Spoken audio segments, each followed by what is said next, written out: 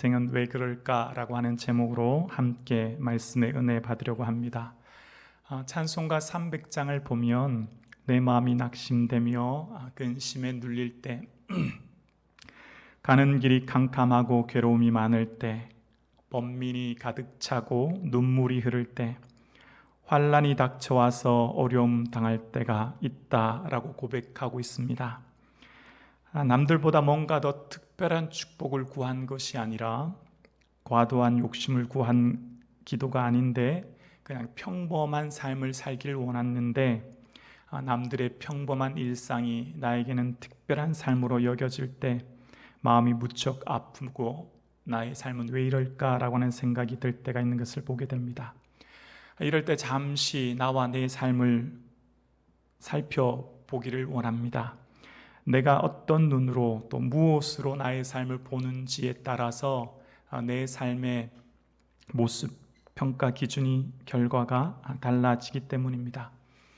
인생을 보는 기준은 두 가지의 눈, 즉 관점이 있습니다. 세상 나라가 보는 관점이 있고요, 하나님 나라가 보는 관점이 있는 것입니다. 세상 나라에 속한 사람들, 그러니까 지금 현재 이 땅을 살고 있는 사람들이 보는 것은 우리 눈에 보여지는 것으로 평가합니다. 내가 내 삶의 왕, 주인이 되어 내 소원, 내 만족을 위해 살아가죠. 그런데 그 삶은 이 땅이라고 하는 것에 한정되어 있습니다. 그리고 사람들이 나를 어떻게 평가하느냐에 결정되어집니다. 그런데 저 하나님 나라를 소유한 사람들, 저 영원한 천국을 소유한 사람들은 세상을 보는 관점이 조금 다릅니다. 하나님을 왕으로 고백하고 그분의 다스림 안에 살아갑니다. 그래서 사람들이 아니라 하나님이 나를 어떻게 보시는가에 그들의 삶의 평가 기준이 있습니다. 그러므로 우리의 인생을 어떤 관점으로 나를 평가하느냐가 우리의 다른 결과를 만든다는 것입니다. 자, 오늘 본문 주인공은 세례 요한입니다. 세례 요한은 예수님께서 평가하시기를, 즉 하나님 나라의 기준으로 평가할 때 주 앞에서 큰 자라고 소개합니다. 세례 요한을 예수님께서는 여자가 낳은 자 중에 요한보다 큰 자가 없다라고 소개하십니다. 어쩌면 최고의 영광, 최고의 칭찬이 아닐까요? 예수님께서 말씀하시는 이 땅의 큰 자가 세례 요한이래요. 그런데 이 세례 요한을 세상 관점으로 한번 보려고 합니다. 세상의 관점, 당장의 성공의 기준은 돈 아닙니까? 돈은 곧 우리 의식주와 연결되어 있죠. 세례 요한이 무엇을 먹습니까? 먼저 무엇을 입습니까? 고급 세마포를 입지 않지 않습니까? 그는 낙타 털옷을 입고 가축띠를 띠고 살아갑니다. 그러면 의식주 중에 또 먹는 것, 그가 무엇을 먹고 살아갑니까? 그가 기름진 고기와 포도주를 마십니까? 아니지 않습니까? 메뚜기와 석청입니다. 또한 우리의 거처 공간인 어느 장소에 살아가느냐라고 할 때 그는 예루살렘 도시의 고급 빌라에 산 것이 아니에요. 오늘 본문처럼 빈 들이라는 것입니다. 자, 그러면 세상적인 관점으로 볼 때 분명 세례 요한은 그의 먹고 입고 살아가는 것을 평가할 때 실패한 자입니다. 그런데 예수님께서는 세례 요한의 삶을 큰 자라고 평가하고 계신 것입니다. 우리는 오늘 세례 요한을 묵상할 때 세례 요한이 비극적인 사람, 초라한 사람, 실패한 인생으로 우리는 기억하지 않습니다. 우리는 세례 요한을 주의 오실 길을 예비한 큰 자로 기억하는 것입니다. 그것은 왜입니까? 하나님 나라의 관점으로 보기 때문입니다. 세례 요한을 예수님의 평가로 볼 때 큰 자인 것이죠. 그래서 세례 요한의 삶은 하나님께서 인정하는 삶을 살게 된 것입니다. 물론 우리는 이 세상에 살기 때문에 이 세상을 무시하거나 거부하며 살지는 않습니다. 이 세상의 가치관, 이성을 무시하지 않아요. 그러면 우리는 광신자, 이단이 되는 것이죠. 이 세상에 있는 것을 인정하지만 이 세상 너머에 있는 하나님 나라를 보는 눈, 이 세상이 전부가 아님을 알고 하나님을 나라를 소유한 인생으로서 그 관점을 가지고 이 세상을 바라봅니다. 그래서 이 세상에 한정 지어져서 억눌림 속에 사는 것이 아니라 주님 주시는 그 평가의 기준으로 억눌림과 열등감이 아닌 자유와 평안의 은혜를 누리게 되는 것입니다.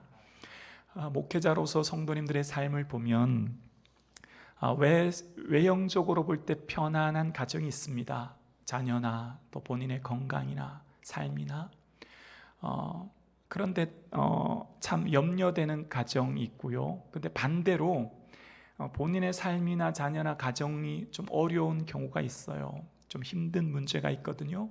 그런데 참 걱정되지 않은 가정이 있습니다. 그 기준은 뭘까요?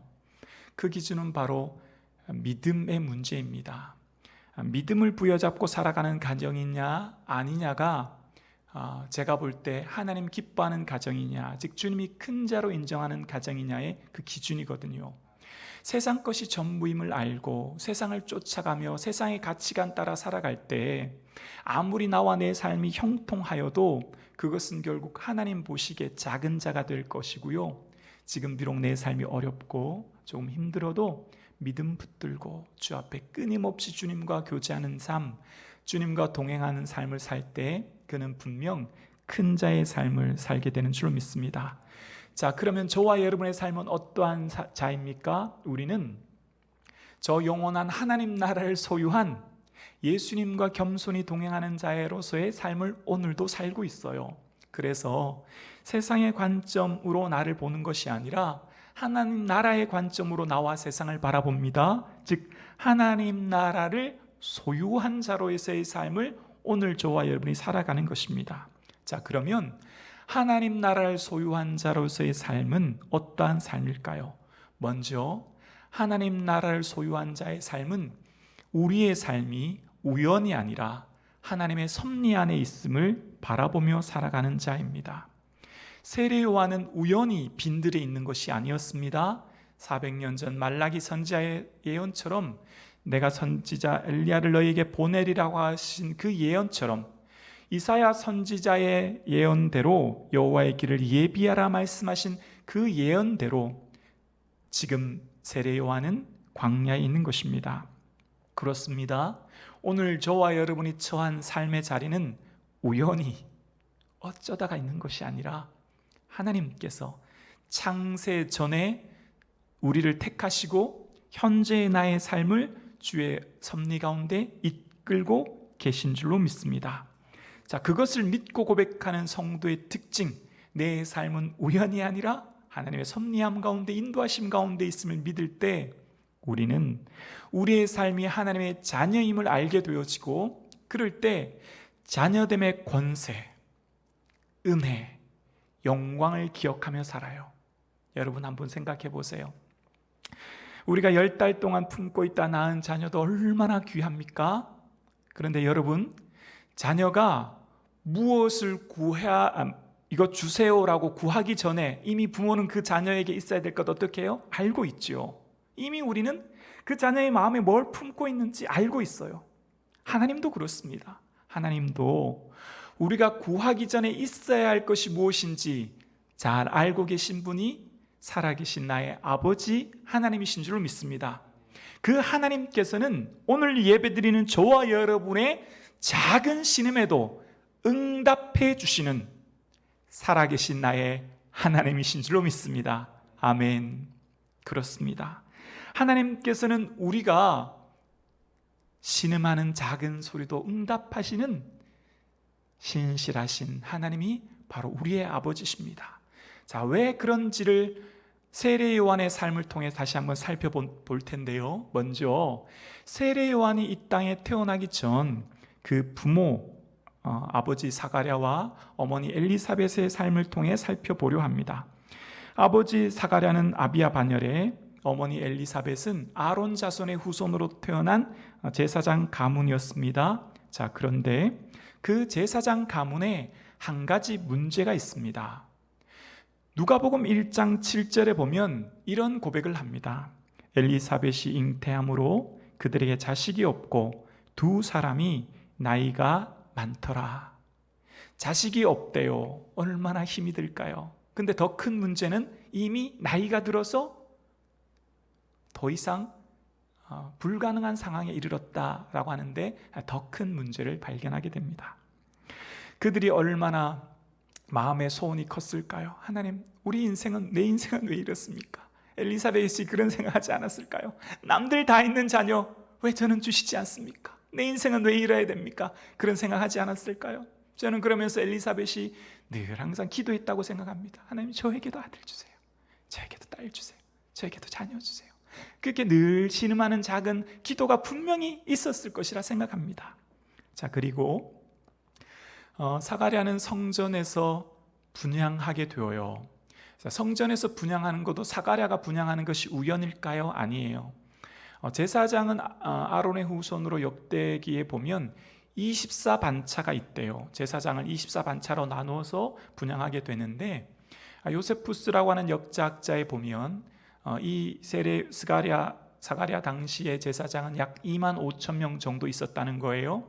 그러면 24반차로 나누면 한 분향의 반차가 1000명이 넘죠. 그러면 1000대 1의 확률 속에 뽑힌 것이 사가랴인 거예요. 그러니까 지금 사가랴가 분향하는 게 우연히 분향한 게 된 게 아니라는 거예요. 어떤 제사장들은 평생 분향도 못하다가 상을 마칠 수도 있는데 사가랴는 특별한 은혜를 받았죠. 자, 그런데 우연이 아니라 하나님의 은혜 가운데 그가 분향하게 되었고 또 더 큰 은혜를 받게 됩니다.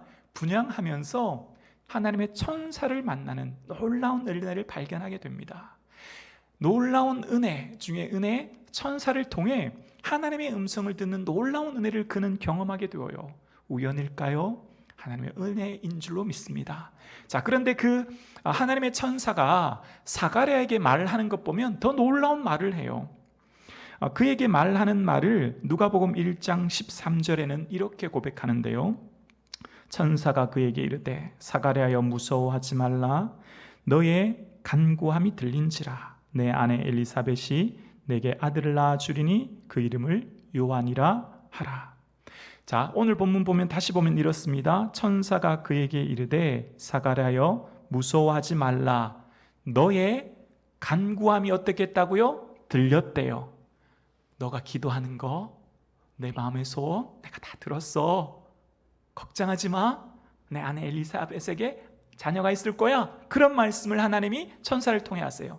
자, 그래서 저는 누가복음 이 엘리사벳의 삶의 환경을 다시 한번 곰곰이 살펴보았어요. 누가복음 1장에 아버지 사가랴와 어머니 엘리사벳에 대한 얘기가 나오거든요. 근데 아무리 읽어봐도 사가랴와 엘리사벳이 기도했다는 내용이 없어요.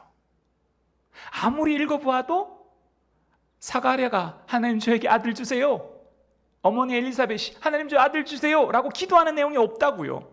그럼 뭘 말하는 걸까요? 근데 하나님이 오늘 천사를 통해 뭘 말씀하세요? 너의 간구하는 것이 들렸대요. 그럼 뭘 말하는 걸까요?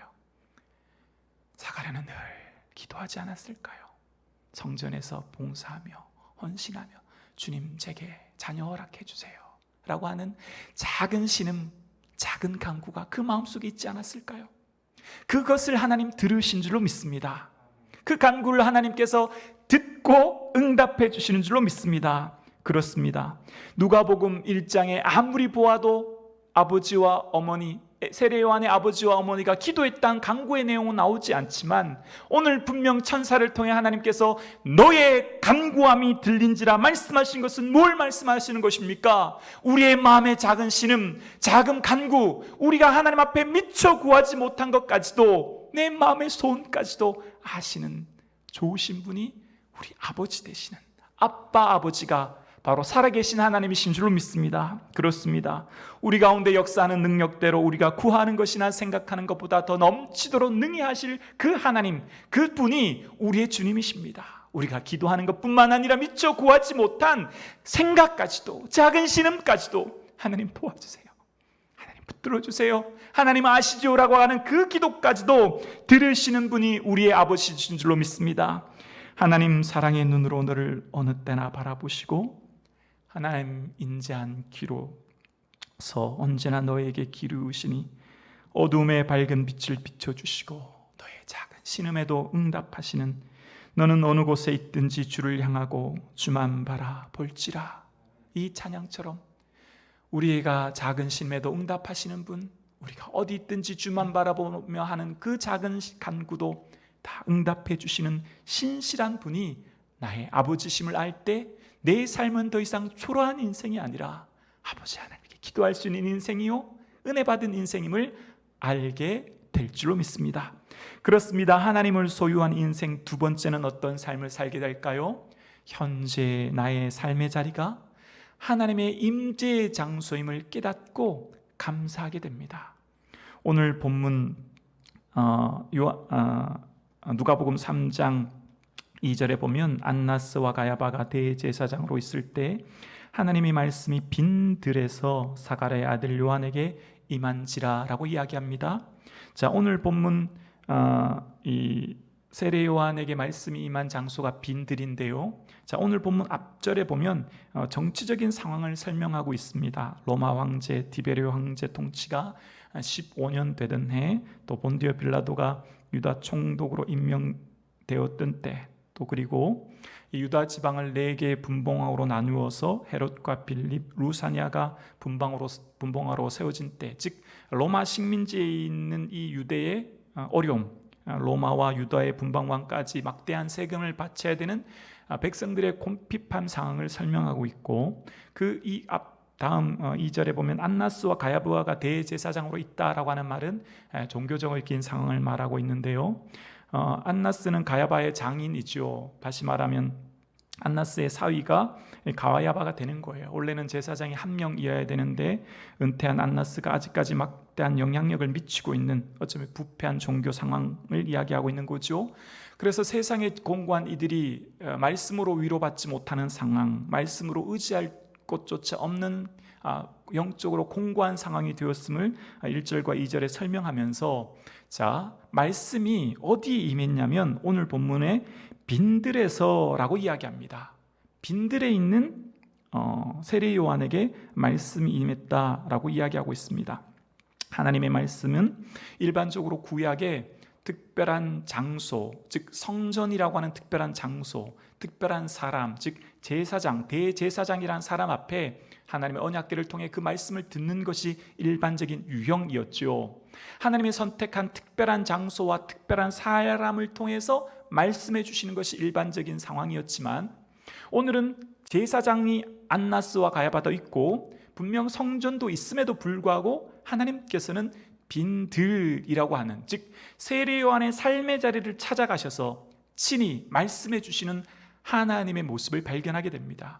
이때부터, 즉 오늘 본문부터 신약이 펼쳐질 때 성전의 개념이 바뀌게 되어요. 특별한 장소와 사람을 통해 말씀하셨던 그 하나님께서는 이제 주님의 은혜를 사모하는 자, 주께 나와 간구하는 자 누구든지 주의 은혜를 경험하게 되어요. 즉 구약에는 1년에 3번 절기마다 성전에 나가 주님을 배웠고 예배하지만, 이제 신약에서는 오직 성령이 임하시면 어떻게 해요? 권능을 받고 온 유다와 예루살렘으로 퍼져지게 되죠. 가는 곳이 우리의 삶이 성전이 되고, 가는 곳이 하나님의 임재의 장소가 되고, 가는 곳에 하나님의 영광을 선포하는 자로 변화되어지는 것입니다. 언제부터요? 오늘 이 빈들이라고 하는 사건부터 시작되는 거예요.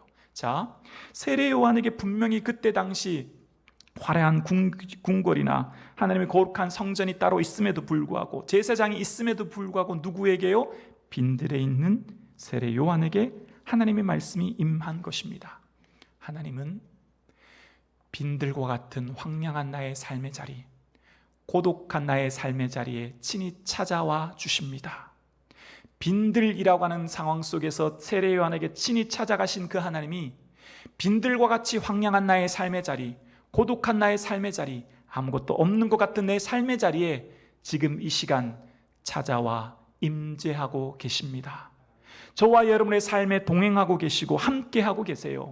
내 삶의 자리, 가정과 직장과 학교의 모든 삶의 자리, 걸음걸음 내 삶의 모든 행동 속에서 주의 임재하고 계심을 바라보시며 주님과 겸손히 동행하는 삶을 살아갈 수 있기를 주님의 이름으로 축원합니다. 그래서 우리는 초라하지 않습니다. 불안해하지 않습니다. 주님과 함께 살아가기 때문이에요. 주님이 나의 삶에 임재해 주셨기 때문이에요. 주님이 나와 함께하는 그 임재를 기억하시며 바라보시며 기뻐하시며 살아갈 수 있기를 주님의 이름으로 축원합니다. 그래서 주의 임재를 경험하는 사람들의 삶은요, 자기 삶을 하나님의 나라의 자리로 확장하며 나가는 것입니다. 세례 요한이 살아갔던 빈들의 사람들이 몰려왔듯 하나님께서 맡겨주신 삶의 자리에 하나님의 임재를 누리는 사람은 현재의 삶을 충실히 살아가는 거예요. 비록 빈들과 같이 황량하고 고독하고 외롭고 어렵지만 내게 주어진 빈들이라고 하는 삶의 자리를 충실히 살아나갈 수 있는 것은 주의 임재를 경험하기 때문에, 주님이 나와 함께 하시기 때문에 놀라운 능력으로 그 자리를 감당하게 되는 것입니다.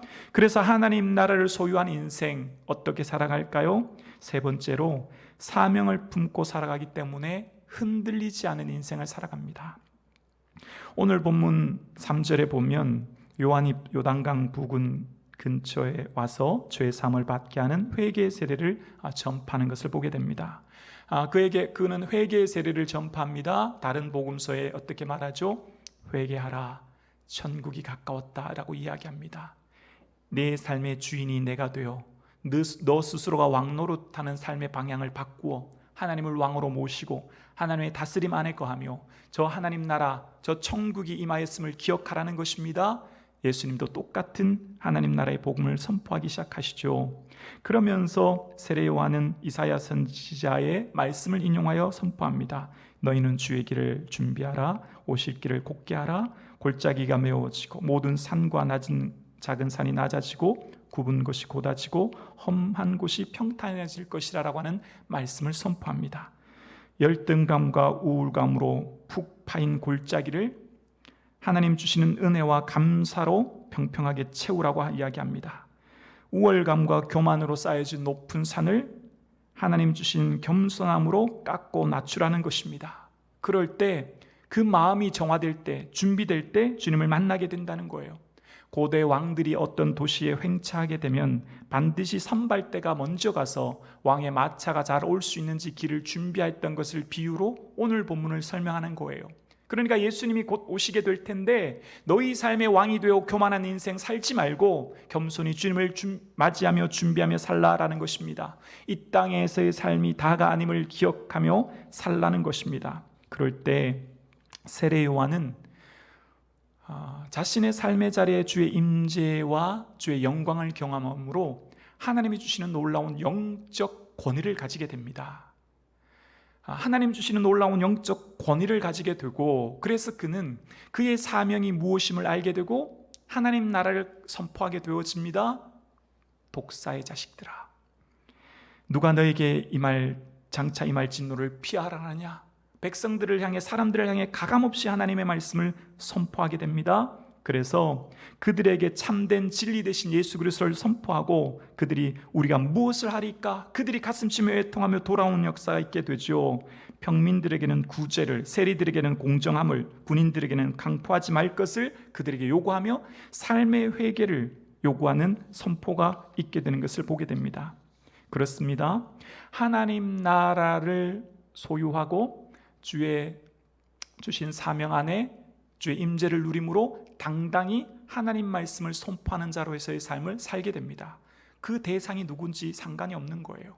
헤롯 앞에서도 그 잘못을 가감하게 지탄하며 하나님 말씀을 선포하였던 세례 요한처럼 하나님 주시는 그 권위, 그 담대함, 그 당당함을 가지고 세상을 살게 되는 것입니다. 세상의 불의에 대해 아닌 것은 아니오라고 말할 수 있는 자신감을 있는 자로서의 삶을 사는 능력을 덧입게 되는 것이죠. 그렇습니다. 하나님 나라를 소유한 인생, 세 번째로 어떠한 삶을 살게 될까요? 내가 누구인지에 대한 정체성을 명확히 함으로 세상을 쫓으며 살지 않습니다. 자, 오늘 본문에는 나오지 않지만 요한복음에 보면 사람들이 내가 누구냐 묻게 됩니다. 제사장과 레위인들, 예루살렘에서 사람들을 보내서 공식적으로 조사하죠. 그 세례 요한이 하는 선포가 무엇인지, 또 그가 누구인지에 대해서 묻게 됩니다. 자, 그럴 때 세례 요한이 이런 대답을 합니다. 요한복음 1장 20절인데요. 요한이 드러내어 말하고 숨기지 아니하니 드러내어 말하는 말이 나는 그리스도가 아니라 한데, 또 묻되 그러면 내가 누구냐? 내가 엘리야냐? 이르되 나는 아니라. 또 묻되 내가 그 선지자냐? 대답하되 아니라 라고 이야기합니다. 세례 요한은 나는 그리스도도 엘리야도 선지자도 아니다 라고 자신을 낮추게 됩니다. 또한 자신은 광야에서 하나님 말씀 대언하는 대언자다, 말씀 선포자다 말하지 않고 나는 그냥 쉽게 사라지는 광야의 소리라 자기를 낮춥니다. 또한 그는 노예가 할 일인 신발끈 묶는 것조차 할 수 없는 자임을 자로 소개하고 있습니다. 자신을 완전히 비우고 부인하는 삶을 살게 됩니다. 그리고 초연해지는 자기의 삶의 정체성을 명확히 하기 때문에 그의 삶에 주어진 사명을 충실히 이루어가는 모습을 발견하게 되어요.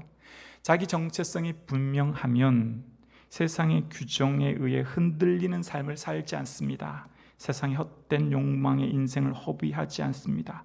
세상 쫓아 살려고 과욕을 부리지 않습니다. 이미 하나님 주신 은혜가 충만함을 기억하기 때문입니다. 세례 요한이 만약 그의 정체성을 분명히 하지 않다면 이런 말 하지 않았을까요? 사실은 말이야, 나는 아론 자손의 가문이야.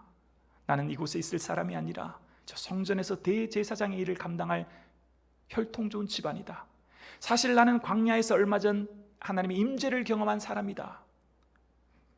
나는 사실 과거 엘리야 선지자, 말라기 선지자 예언처럼 나는 그 예언의 성취를 이룬 자다라고 고백될 비견한 인물이 바로 세례 요한인데 그런 말 전혀 하지 않습니다.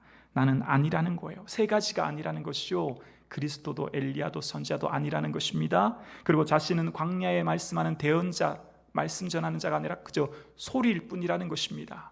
자신은 그저 노예가 하는 일조차 하지 못하는 격 없는 사람일 뿐임을 이야기하고 있습니다. 그래도 그는 하나님이 큰 자로 세우시는 거예요. 스스로 자기를 비우고 낮춰도 하나님이 그를 큰 자로 높이시는 거예요. 이게 하나님 나라의 진리인 것입니다. 세상이 나를 어떻게 평가하느냐가 아니라 내가 한없이 나를 낮추고 겸손해져도 하나님이 우리를 높이실 때 낮출 자가 없게 되는 줄로 믿습니다. 이것이 하나님 나라의 진리인 것입니다. 세상 사람들은 나를 보여주기 위해 쓰죠. 요즘 이런 인터넷 매체 SNS가 다 그런 것 아닙니까? 근데 우리는 보여주지 않아도 돼요. 이미 하나님이 나의 삶을 다스리고 있기 때문입니다. 세상 사람 나를 몰라줘도 나는 나 자신의 삶을 당당히 살아갑니다. 악인들과 같이 바람에 나는 겨와 같이 흔들리는 삶을 살지 않아요. 하나님께서 내 주인 되어주시기 때문에, 아버지 되어주시기 때문입니다. 그래서 내 마음이 교만하지 않고 내 눈이 오만하지 않고요, 큰 일과 감당하지 못할 놀라운 일을 하려고 힘쓰지 않아요. 왜냐하면 내 영혼이 고요하고 평안하여 젖된 아이와 같거든요. 예수님으로 인하여 이미 감사하고 감격하는 삶을 살거든요. 예수님이 나와 함께 하시는 놀라운 은혜를 누리거든요. 오늘 예배드리는 성도님들 가운데 내 인생은 왜 이럴까라고 하는 생각이 드십니까? 그러면 나를 바라보는 관점, 세상의 관점으로 보지 마시고 하나님 나라의 관점으로 나를 보실 수 있기를 주님의 이름으로 축원합니다. 그럴 때 나의 인생이 우연의 인생이 아니요 하나님께서 특별한 창세전에 턱한 사람임을 기억하게 됩니다. 내 삶의 자리는 아무것도 없는 광야와 같은 황량한 쓸모없는 빈들이 하나님의 임재의 장소인 것을 깨닫게 됩니다. 그리고 내가 누구인지에 대한 정체성을 명확하게 하게 되는 것입니다. 그래서 하나님 나라를 소유한 인생의 삶은요, 그리 아니하실지라도 감사하는 영광을 누리게 됩니다. 마치 다니엘의 세 친구처럼 그리 아니하실지라도 내 삶이 지금 현재의 삶이 전부가 아니라 일부임을 알기 때문에, 이 세상의 죽음이 끝이 아니라 새로운 시작임을 알기 때문에, 하나님 나라가 있음을 알기 때문에, 그래서 하나님 나라를 소유한 인생은 믿음으로 오늘도 살게 되어요. 히브리서 11장 36절에 보면 어떤 이들은 희랑과 채찍질뿐 아니라 결박과 옥에 갇히는 시험도 받으며 돌에 치는 것과 톱으로 켜는 것과 라고 이야기합니다. 그러니까 히브리서 11장 전반부에는 아브라함, 에녹과 같은 믿음의 사람들을 소개합니다. 구약의 인물들을 소개하면서 그 35절 후반부에서는 신약의 인물들을 소개하죠. 신약의 인물들 대부분은요, 로마 황제의 박해 가운데 고난과 박해 속에 살았던 인물들을 말하는 거예요. 구약의 인물들은 다 하나님께 간구함으로 당장 믿음의 응답을 누리는 역사의 삶을 살았지만 또한 믿음의 다른 방면이 있는데 그것은요, 현재 당장 응답을 누리지 못해도 믿음으로 인내하며 살아감으로 고난을 능히 이겨내는, 그래서 어떠한 고난 가운데서도 그것을 능히 당담함으로 마지막 순교까지도 감당하는, 왜요? 하나님 나라를 소유했기 때문에. 그래서 그런 사람들을 성경에서는 세상이 감당치 못할 자다라고 이야기합니다. 어떤 사람이 세상이 두려워할까요? 어떤 사람이 세상이 정말 강한 자일까요? 어떤 사람이 세상이 정말 큰 자이겠습니까?